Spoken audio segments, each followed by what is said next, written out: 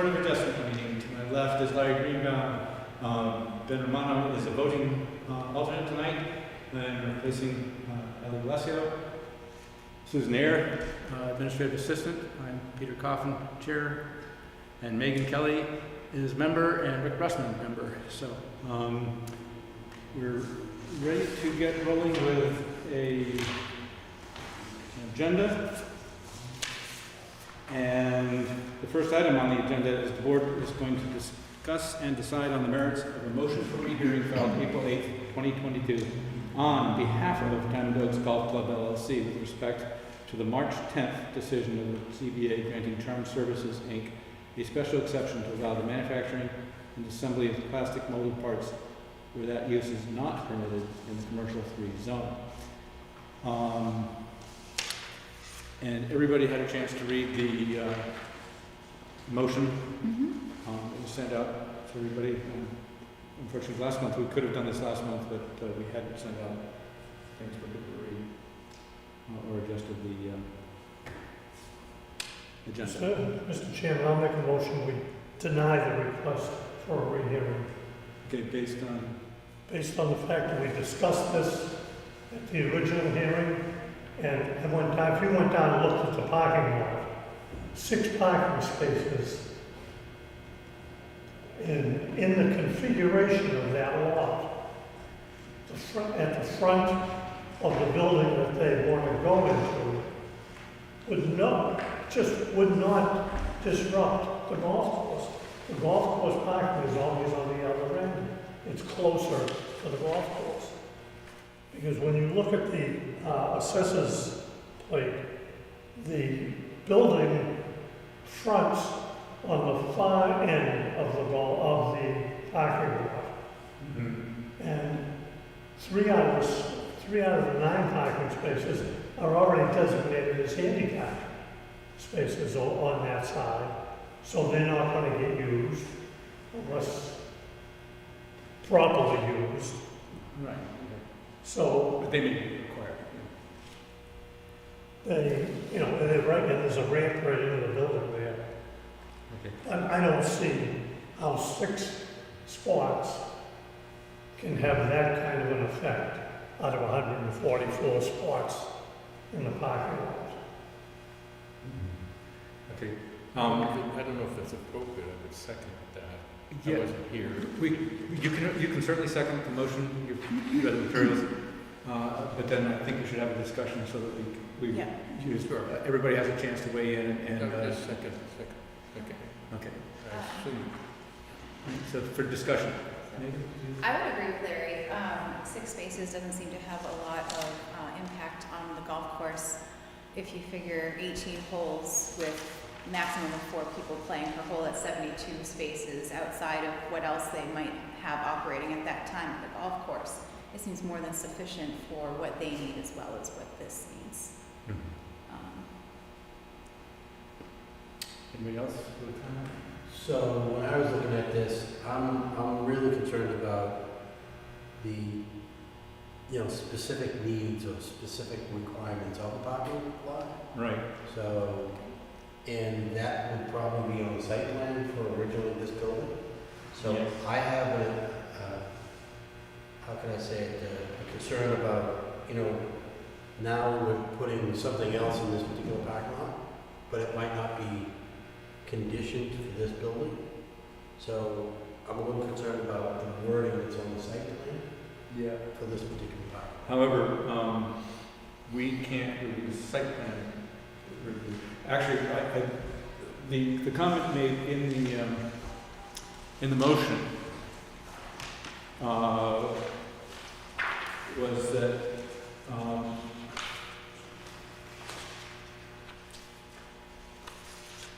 let's see. Sharon Plant, 16 Bentgrass Circle, expressed her concern about sufficient parking. She stated that due to insufficient parking, people who park along Diamond Oaks Boulevard, residents walk dogs and stuff. The meeting of the minutes indicate the board failed to consider the impact of the manufactured plant at the same time as the golf course will have impaired parking. However, if you look at the minutes, it does say that Sharon Plant made that comment, unless Mr. Skiffington, who's representing Charm, said there are 144 spaces in there now. I said that this will be reviewed by the planning board, which has the authority to review parking requirements, and has already done so twice on that particular parking area, because there's a new building going in there that's going to also share that parking. There's three tenants that share that parking. Yeah. It's limited common area. Yeah. So it's a private road, it's a private parking area, and the town's one concern in that is to follow the NAFTA requirements for fire safety, which is a 20-foot wide path that has to be maintained free on that private road to be able to access all the buildings, including all the houses that Bentgrass Circle in that area.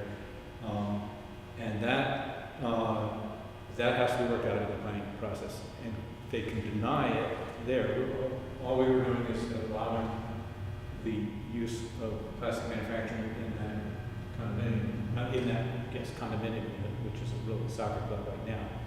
And we being the zoning board, the planning board has the authority to regulate parking, to make them create more spaces and do whatever. So it's inappropriate for us to be considering anything more on a private property that has to do with site plan review regulations. And so that's why I personally feel that we did not make an error. We did address parking, and we addressed it by saying that that's the purview of the planning board and not the ZBA. And so that there's that. And also, there was a representative, the principal of the Diamond Oaks Golf Course, who was here at the ZBA meeting and never raised any objection at all. So it's a little bit odd to receive something from Diamond Oaks to ZBA, when in fact he should be talking to the co-owners of that parking area as a condominium, limited common area. Well, in addition to that, there had to be some parking spaces being used by the occupant of that building on a year-round basis. They didn't move out in the spring and leave it empty all summer long. They must have had some people in there. Even if they only had half a dozen people in there, there could be a half a dozen cars. I don't know how many spaces. That was all private agreement that they worked out, and so it really wasn't for us to. But according to what the lawyer has said in his appeal, it is a shared parking lot. Yes. Well, you know, Then that seems like something that needs to be I'm worked at out. 144, you're Right. giving somebody 6. So that sharing was under a private agreement, and their point was that the soccer club and the golf course occupied it at different times, and so even though they each had more than 50% occupancy of the parking lot, it was at different times. Be that as it may, the planning board granted a waiver for parking requirements when they approved the new building that's going in there that's also sharing that parking area, so without creating more spaces. So it's for all those reasons, and the fact that they received notice, they had the opportunity to make a statement then, and that the one claim is that we didn't address parking, but we did, are all, in my opinion, proven not to be true. So not to support the rehearing. I should say that we need to make a decision based on the merits of the motion and our evaluation of that meeting, and not on the fact that the Charm Services has withdrawn their application. So, so this whole question may be moot, but in case Charm changes their mind, we have a legal requirement. This motion was not withdrawn by Granite State, so we have to hear it. We had 30 days to hear it. That's why we meeting early this month in order to hit that 30-day window. So we need to make a response.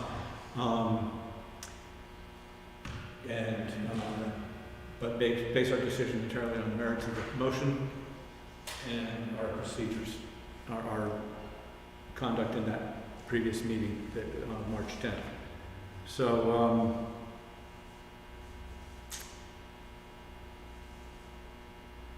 and we talked about being a private road, there are other things, and quite frankly, as co-owners of that shared parking area, they had the chance to, they were actually an applicant at that hearing to still sell because they were co-owner of the land that was being sold. You know, at least the common area that's being sold, or sorry, the common area. It's not limited common area because it's shared by all unit holders. So, they're really filing a motion against themselves. One other thing here, it doesn't sound like this is a rehearing for special exception. It's a special exception on the structure, on the use of that structure that's now as a manufacturing facility. So right now, it's not allowed, not permitted. It's neither permitted nor prohibited. Thank you. And so those cases have to come to the ZBA, and we determined that it was based on testimony given by residents who lived right next door, that they thought it was a good use, that it was a permissive use because it's commercial zoning. That's the problem, at least impact. Yeah, let me go back and low traffic and everything else. So it met all the criteria of the conditional permit. Conditional use. So, any other input before we vote? All right, we'll need a motion. You already had a motion. Second, so all those in favor of the motion? Can we repeat the motion? Okay, the motion was The denied. motion was to deny the request for a rehearing. And for the reasons stated in the discussion. Yeah. So, all right, so, we prepared? All those in favor? Aye. Any opposed? Any abstentions? Don't raise your hands. All right, so it's unanimous. No abstentions? 5-0. So you can, yeah. Do we have to go in and take a look at the special exception? No, that wasn't a special exception. This was a motion to approve. And it's not a grant, it's just a board decision. The second item on the agenda is the approval of the April 14th minutes. And did everybody get a chance to read those? Yes. I'm going to approve What's that?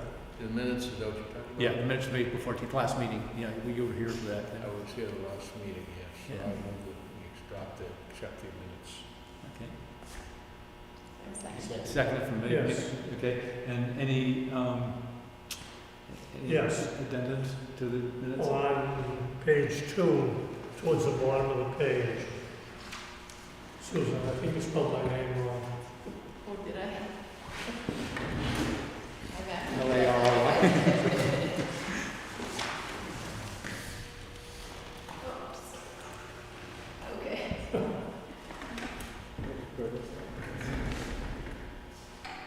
Oh, Greenway. Oh, okay. No, you spelled it wrong. I also That's catch pretty cool. myself always putting Mr. Cotton for you. Oh, Cotton, yeah. There are a lot of people who use Kaufman. They just can't conceive of the idea that, you know, a casket is a person, so, you know, they're more uncomfortable with it than I am, because I grew up with it. I'll fix it. Thank you. Okay, so, motion has been made and seconded to approve the minutes, and you want to amend that to as amended? Yes. Yes, okay. And Friendly amendment. Second. Okay, so all those in favor? Aye. Okay, any opposed? Abstain. Abstaining.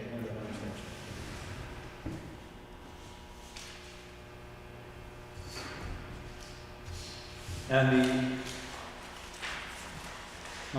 the third item was a discussion of the ZBA procedural manual. And this is going to be a limited discussion tonight because we're going through training we had last Saturday, and some of us are still reviewing the tapes from that, or the suggestions from that.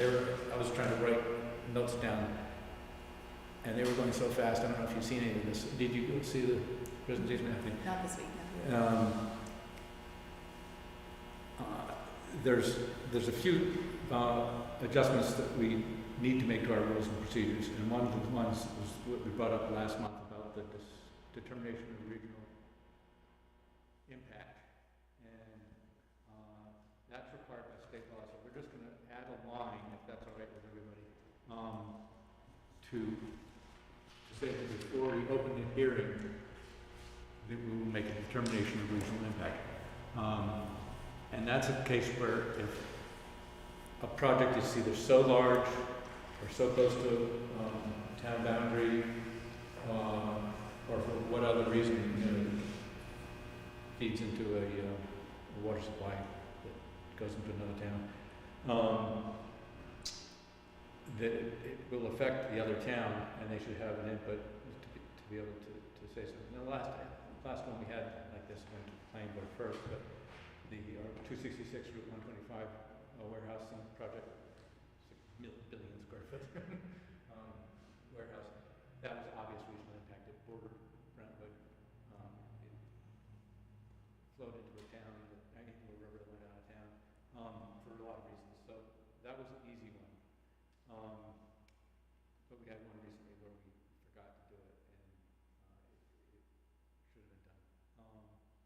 I think that should be the first thing on any discussion on anything that we have, And it will be, and that's going to be entered as, like a checklist or something. it's on a checklist, and I'll have to have the checklist in front of me to make sure that we put that, maybe we could even put a DRI on the agenda before we open the hearing, because if we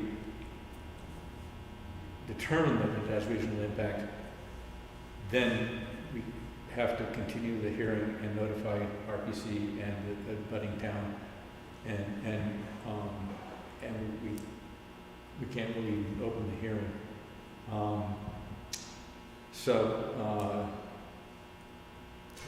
Or if we open it, we have to continue it. Well, and I think it's worth noting that in theory, the law says if you're in doubt, it's to be determined that it is of regional impact. Yes. If there's a doubt about If there's any doubt at all, you have to resolve it in favor of it being a regional impact. So, My question is there anything spelled out that within a mile, a half a mile? no, 5 actually, miles? and I can send out the requirements, the RSAs that cover this. I don't believe I found anything, that's why I'm asking. Okay, yeah, I think there are 4 criteria that you have to go over. I think I might have it on my phone. Let me see, it'll take me a Is minute. this something you would determine at the meeting when you? You have to, this is the part we had a lot of discussion on Tuesday night at planning board, because we're putting in planning board rules and procedures also. They're gonna get more often than we are. And when we brought this up last year, last September, Ellie said, no, we don't, everybody who comes here has to have been denied somewhere else. So we're never the first board that hears a case. And then, of course, what happened was we got a case where we were the first board to hear it, and it did have regional impact, and we failed to make that determination. And so where we should have, it could have caused significant issues for the town. So now I'm confused, because technically, we are not the first board that would hear. We're the arbitrator for any of the other boards that basically get shut down. However, that's not true by statute, and in this case, we had someone who needed to get a conditional, no, it wasn't conditional, special exception under our statutes to put something was disallowed in that, was not permitted, was specifically prohibited in that zone, but it could be allowed with a condition, with a Special exception, so special exceptions are different. Yeah, and so they came to us, there's no requirement they go to the planning board first, and be told that they're denied, they can come straight to the ZBA first and get that. In that case, no other board has heard it. However, even if it goes to the planning board first, and this has happened in several towns where the planning board has said DRI, and the ZBA has said, no, it's not a DRI, they made, or vice versa. Right. They made different determinations. The statute requires that each land use board, including the other ones, there's a whole list of them, I don't have any copy of it, I think. I've got it here. Okay.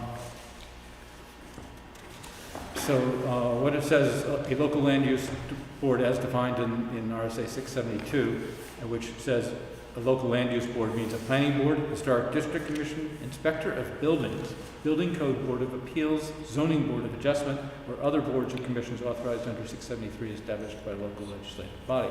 So every single one of those boards, including the building inspector, has to make a determination of regional impact. Yeah. And it says, determine whether or not the development, if approved, reasonably could be construed as having the potential. Wow, doesn't sound like it's written by a lawyer, I'll tell you. This is kind of vagueness, but No, but it also but it comes sounds like there. it's pretty encompassing. Yeah, it says just the potential for regional impact is enough to trigger this. Each regional planning commission may, that's the RPCs, that's once they get it. But doubt, it says the local land use board makes a DRI. It says whether it could have the potential for regional impact. Doubt concerning regional impact shall, it's mandatory, be resolved in a determination that the development has a potential regional impact. And then the procedures are that under RSA 3657, upon determination that a proposed development has a potential regional impact, the local land use board having jurisdiction shall afford the regional planning commission and the affected municipalities the status of abutters as defined in further RSAs for the limited purposes of providing notice and giving testimony. So they get abutter status, is basically. Yeah, but I think you made a good point. I mean, that could be anything in this town. I mean, that could be the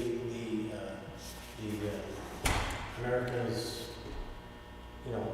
place down the street. Oh, okay. It could have effect on Exeter or Redmond Well, because of the traffic and.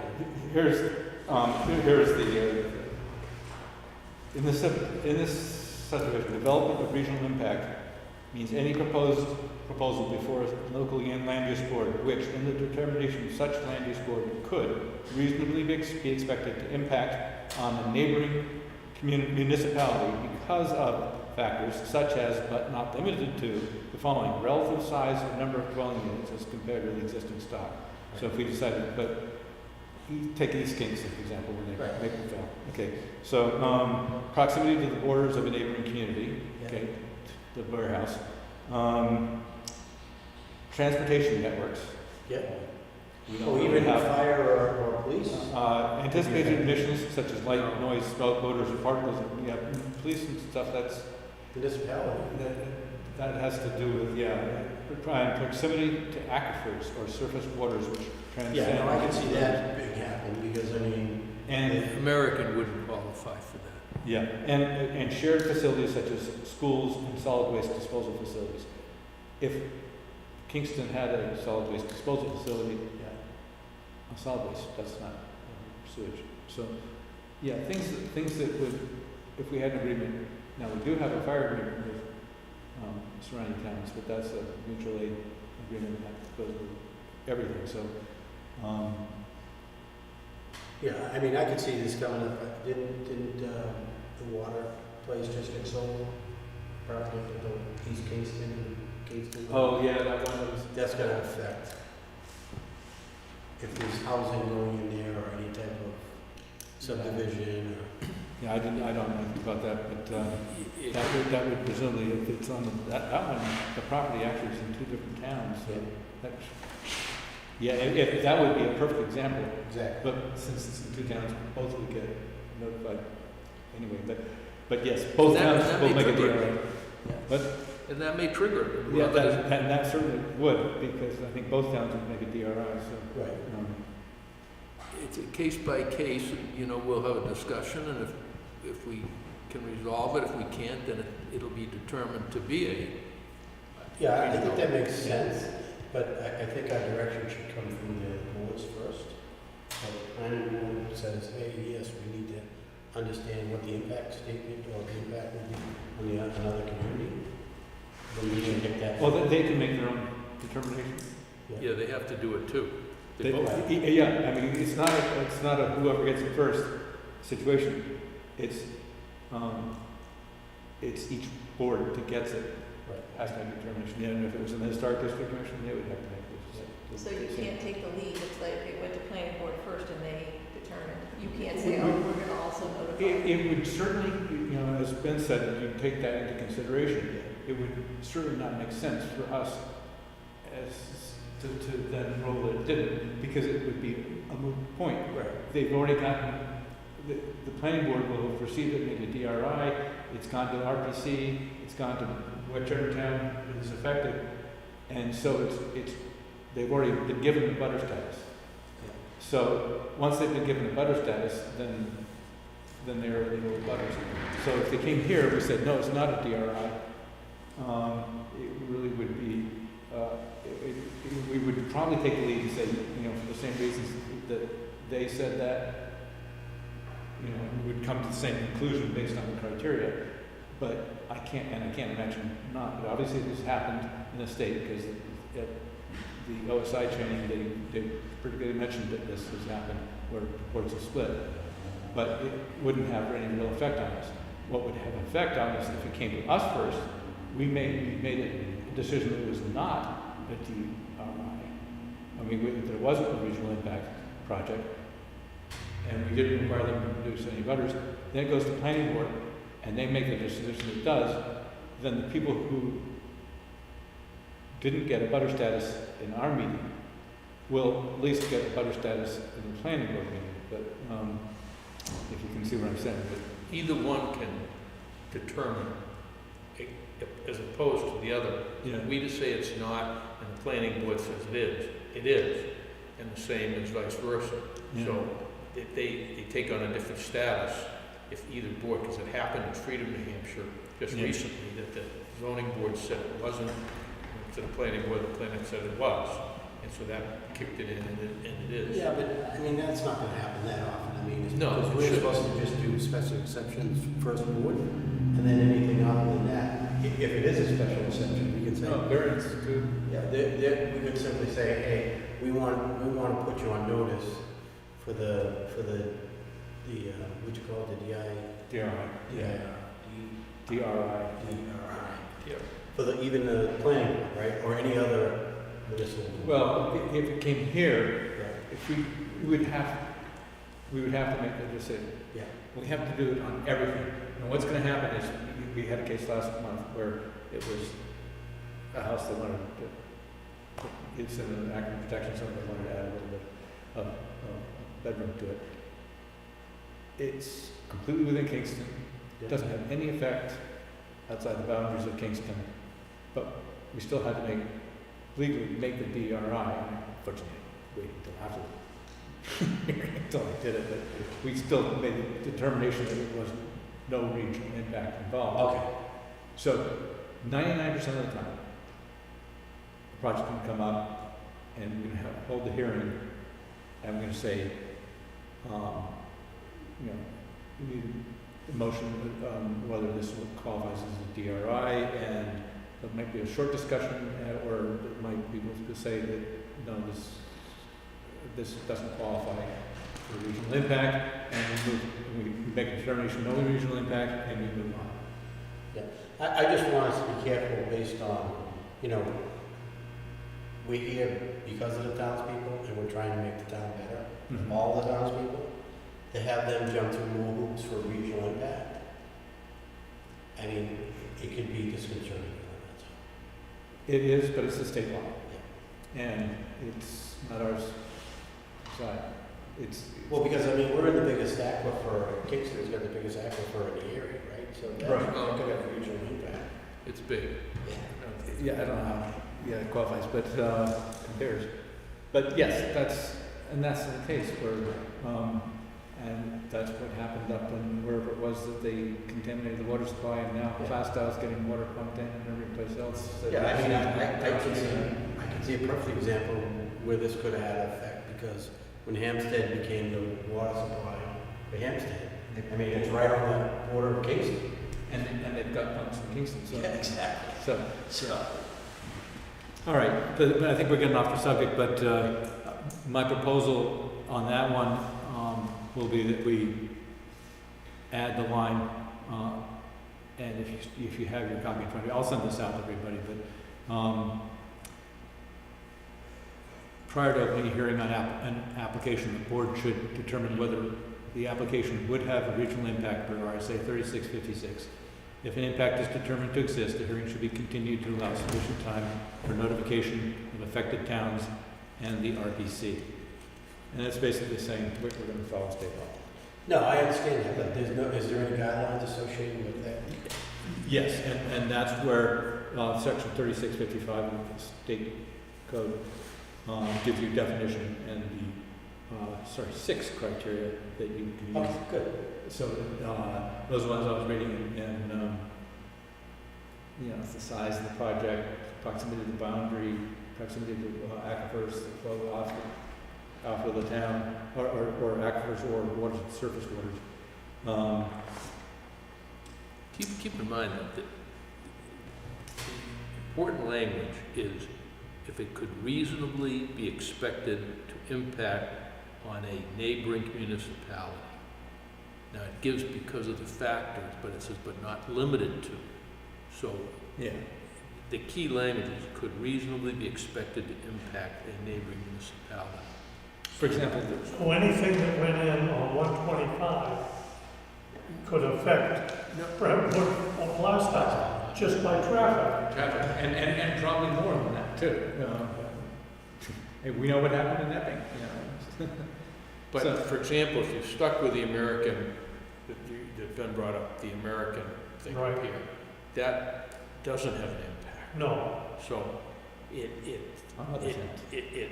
at least I don't think it has an impact. Well, so based on a traffic study, it might. I mean, you don't know how many people are going to be visiting just that area, right? Or coming through Exeter or... Yeah, I don't think it would have met the criteria for a traffic study because of the number. Well, you said it has a potential. Yes, and of course, that's something that could be brought up. that's pretty If substantial. somebody came, you know, was really concerned about That's it, right. they could have come to a meeting and said, and this law, by the way, existed back before we did that project, and said, you know, everybody there is gonna have, you know, family and friends visit and whatever, and, you know, it's gonna affect the traffic Yeah. on 111 and 125. And it could have brought it up. Just means we have to read all public notices, all the legal notices. Yeah, and I would have thought that public notice is basically found upon other towns and municipalities to notify them about that. I mean, I read the Plastow ones, I read the... Yeah, I agree. Oh, right. But in particular, the difference between the public notices and a butter notices is that once you've conferred a butter status to someone, which includes the RPC and the abutting town, they have a butter status, and so they get specifically noticed by registered order. Okay. You know.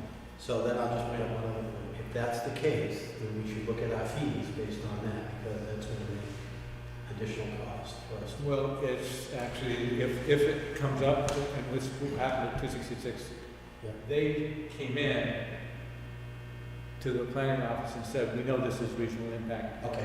It's obvious, it's regional impact, you know. And so we're gonna include in our butter list the people who needed notification. Yeah, so that was really easy. The board after the fact, of the pro forma, you know, Yeah. this has regional impact, you know, but they had already declared that themselves, Yeah. and they'd already paid the additional fees for, well, the only additional fees were the sending plans to RPC and, 2 more about notifications, so, it's very minimal additional, and it's included in the fee structure already, because we require notification of abutters, and they have to provide. So who makes that determination based on that? Who makes what determination? You need to send out more. Well, that was my question, is that it's kind of horse after the cart or something. It is, it's what. Because you're saying, you send out your notices, then you come in and you talk about who needs to get notices, but I guess you have to- And that was about at least 10 minutes of the conversation we had Tuesday night. Because Glenn Green was saying, we have to do it, but it's confusing. And it does say that Within 5 days, you have to read. within 5 days of the meeting, DRA, at which the DRI determination was made, send copies of the minutes of that meeting by certified mail to the RPC and to the affected neighboring municipalities. So that's an additional expense that the applicant has to bear. And it does say in the statute that the applicant has to pay the notification, the cost of notification. So, and then it says, at the same time, submit a set of initial development plans to the RPC. The applicant bears the cost of providing and sending such plans. So its statute has got even that covered.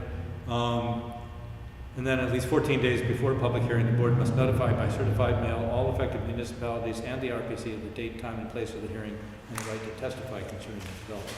So the procedures are in the RPC, in the statute. A suggestion, I mean, you know, to you, maybe we should have just a checklist, right? Have that, you know, if the applicant basically determines that it's that, check it. And It's not up to the applicant, though.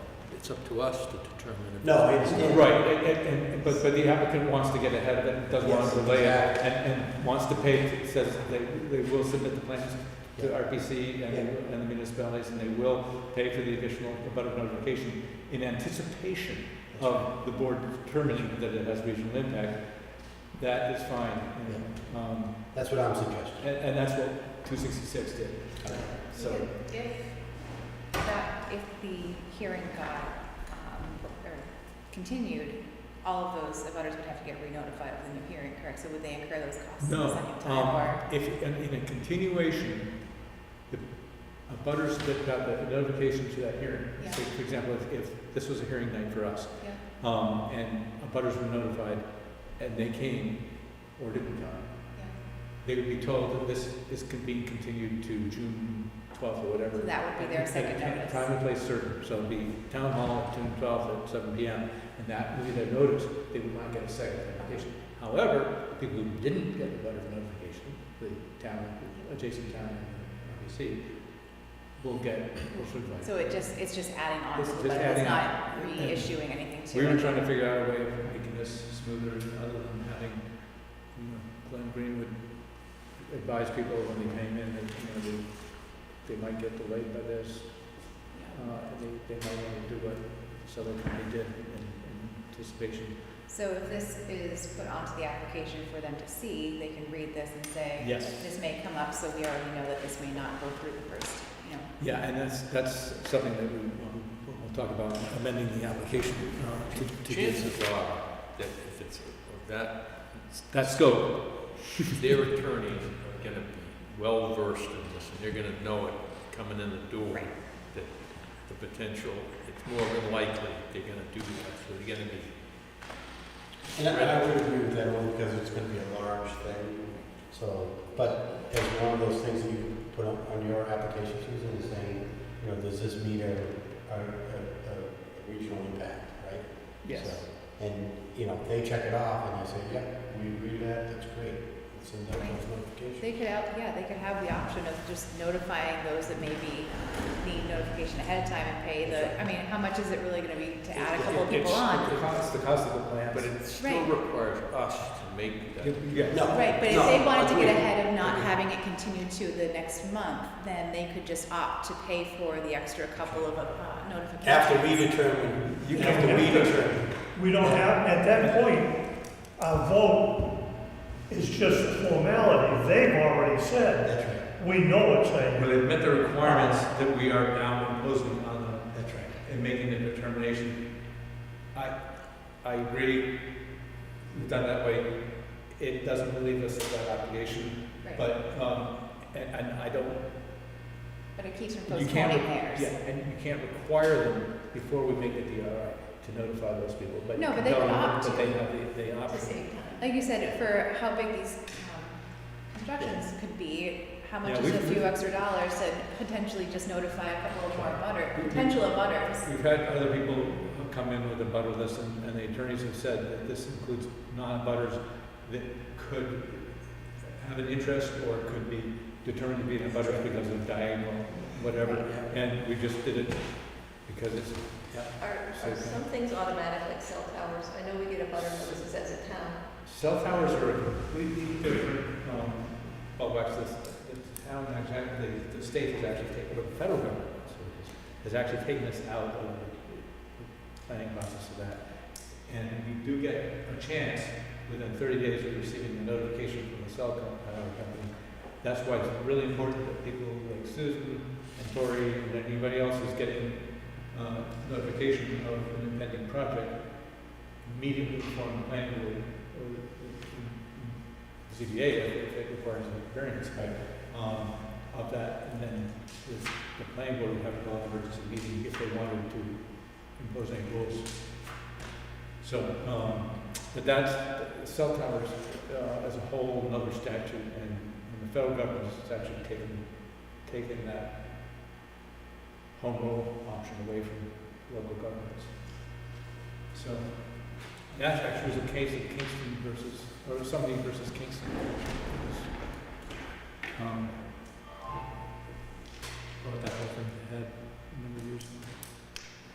All right, I don't want to get bogged down into anything else. I think we've spent a lot of time on this particular portion, but I would like to have you take a look at the, and I sent them out, right? Or you sent them out? Yes. The current rules and procedures, which were updated not that long ago. Ellie did a good job in doing that, because we really didn't have them before. And any other things that you can think of that you'd like to see get in there, either being more specific or how we do things, and then just email them.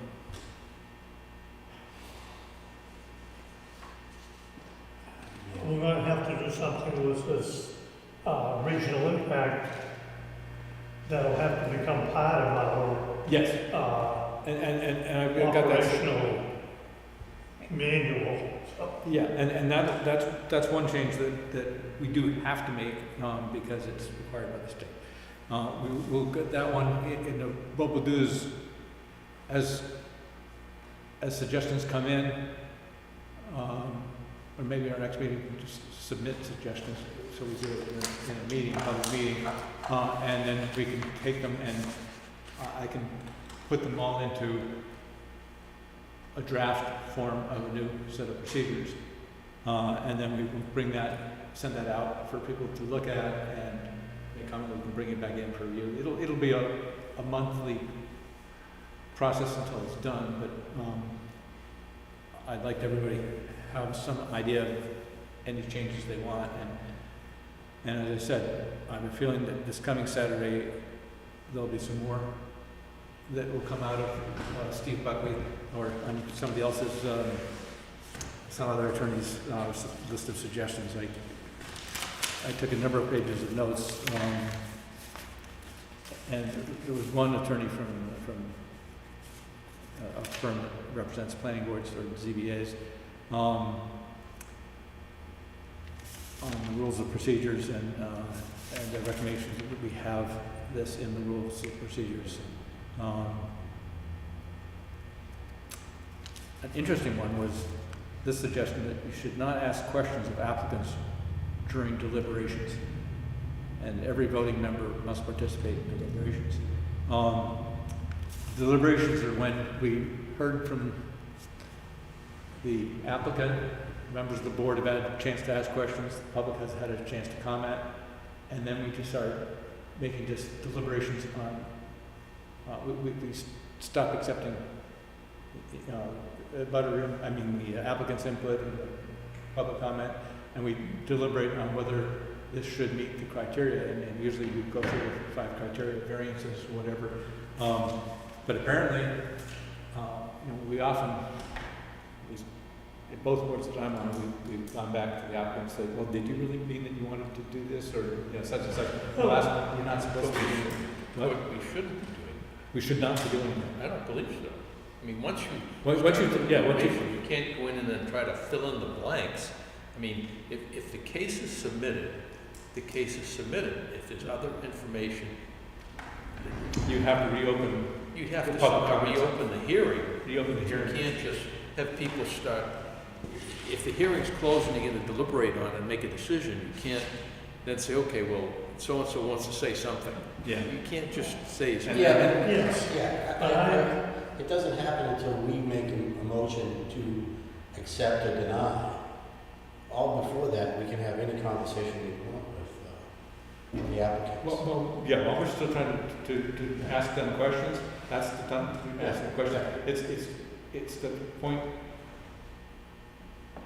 where we're going through the 5 criteria. Right. When Then make the motion, Right. accept or deny. But if you And that get, closes all comments off.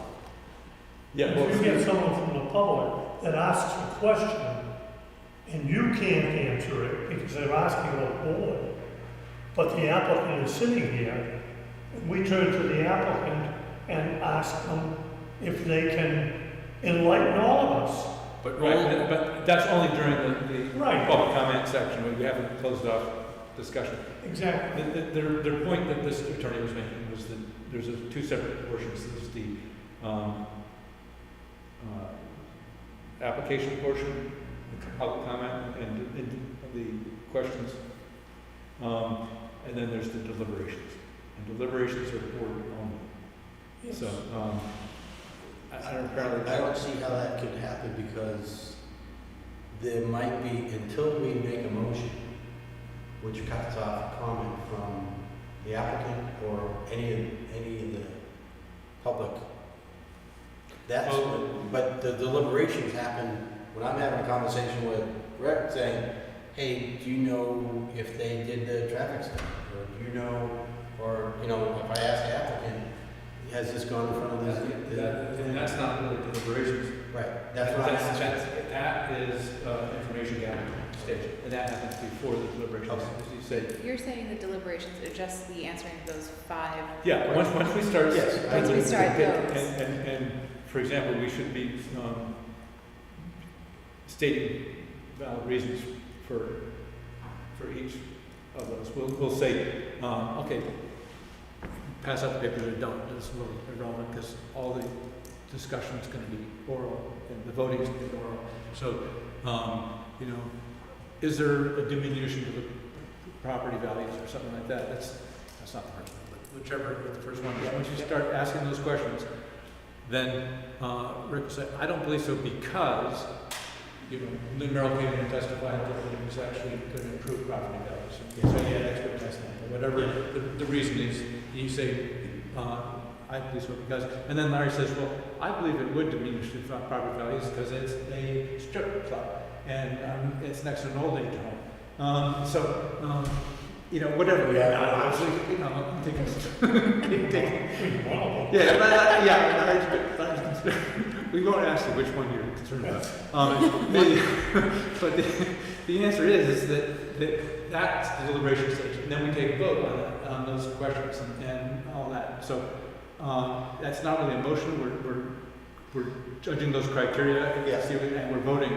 And so, but the deliberations means we're saying why we feel this way, that way, and then we're explaining why we think that this should or shouldn't pass, or whatever. That's deliberations. No, I would agree, only because I've been on the board for a long time, and we never you know, that was something that we personally went through ourselves, and we checked off, and then we handed to, you know, that's the way we used to do it. If we do Right. it now electronically, or a vote voice, or something like that, I would suggest it bring back the paper, so that everybody can vote individually. Well, we still have the paper, and people can do it. We've had a number of cases where there's nobody here now, but the way the wording was confused them. Sure. They voted incorrectly, and because we didn't discuss it, which we should be saying, you know, I think this was causing unnecessary hardship or whatever. Well, my view might be different than yours. Yeah, exactly. Right. That's why you discuss it. Discuss it. But if you just use the paper, the person says yes, because they were thinking yes means I approve, but yes, it causes unnecessary hardship or doesn't cause it, whatever. They were getting. Sometimes it's the wording It's the of word. the question. And I would agree with that, because sometimes it is confusing the way it's written, and the way to understand it, the way to interpret it the right way based on the ZBA questions. But there's other aspects of that also where I might disagree with you, Yeah. and now somebody understands that I disagree with you.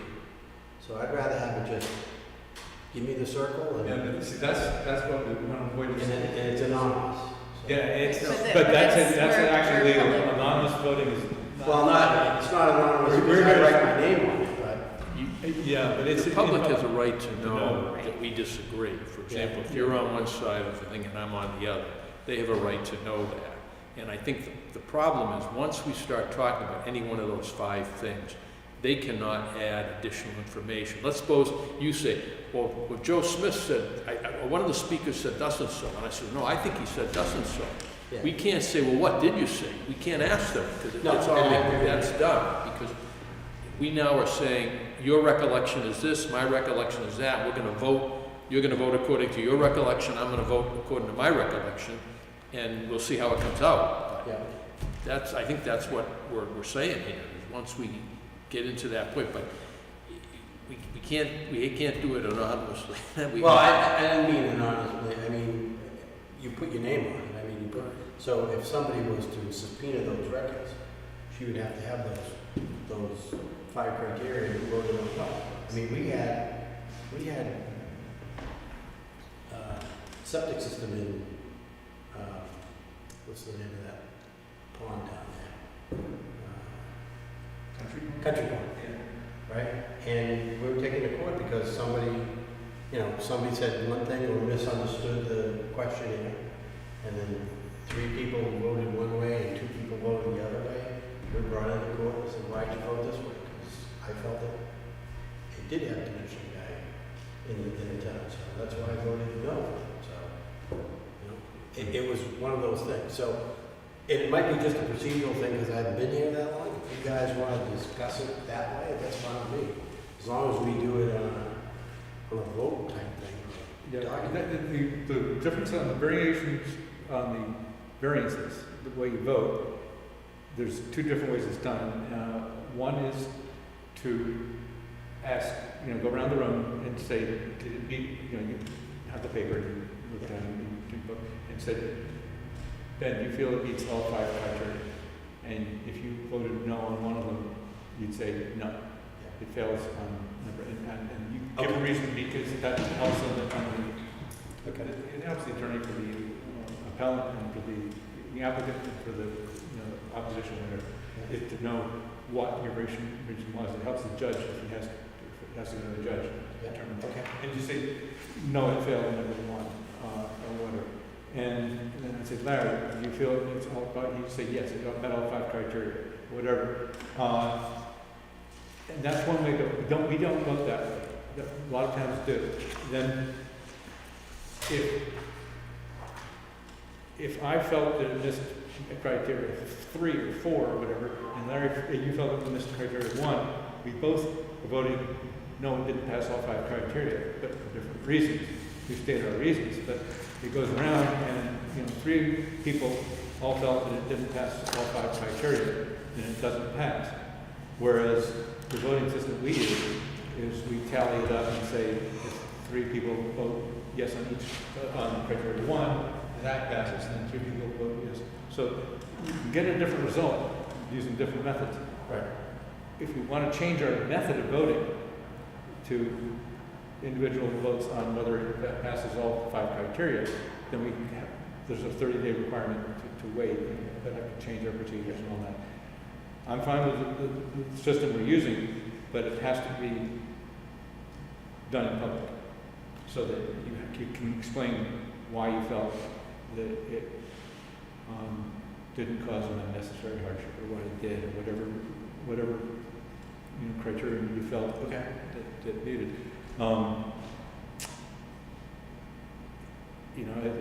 You probably don't have to give a reason. And then last month we didn't give, well, we gave reasons, but it wasn't. Yeah, I mean, it wasn't to me, really it would be a complicated. subjective thing where it says, or I say, hey, I don't see any diminished value. Yeah, exactly. And that's a good case where if nobody came in with a real estate expert and said and stated that this is going to diminish their value, property value, where you go with your own judgment. And it's a perfect example. But you say that you felt yes it would, or no it wouldn't, and then you vote. And so How many people have been sued by, since I have been here? Individually? oh, so that's. It's gonna be more. It could be, you don't know. No, that's it. I think that's it. We'll send out proposed. You want a motion to adjourn? There was any other business to come before the board? That's, Not that I'm aware of. okay, good. Then we don't really need a motion to adjourn. We just declare that the meeting is adjourned, right? I think that's. Don't we have to close to 7 o'clock? Because we had a hearing. It's not. We do not have a It's a meeting.